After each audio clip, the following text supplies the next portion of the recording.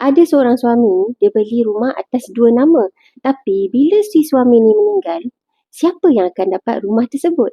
Ramai orang ingat bila kita beli rumah atas 2 nama dan salah seorang daripada penama tersebut meninggal, maka rumah tu automatik akan dapat pada si pemilik lagi satu. Tapi sebenarnya anggapan ini adalah salah. Bila salah seorang daripada tuan rumah ni meninggal, maka bahagian tuan rumah ni akan dibahagi secara faraid. So, korang bayangkan kalau rumah tu atas 2 nama dan harga dia bernilai 2 juta ringgit, maksudnya si isteri akan dapat 50% sahaja daripada nilai rumah tersebut. Manakala lagi 50% kena dibahagi secara faraid. Kalau ikut hukum faraid, jika isteri ini tidak mempunyai anak, maka dia akan dapat cuma 1/4 sahaja daripada bahagian pusaka si suami. Maksudnya apa? Maksudnya bila si suami ni dah meninggal, isteri cuma akan dapat 250,000 daripada bahagian 1 juta tu.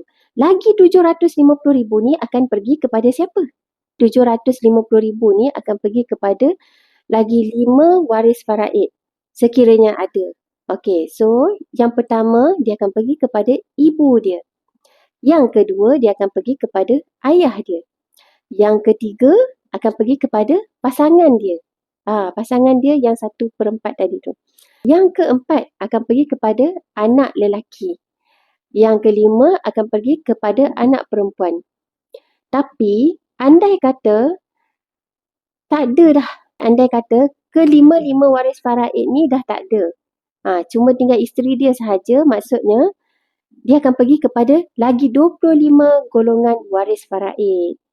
Siapa 25 golongan waris faraid tu? Kalau korang nak tahu lebih lanjut, korang boleh PM saya. Okay? Bye.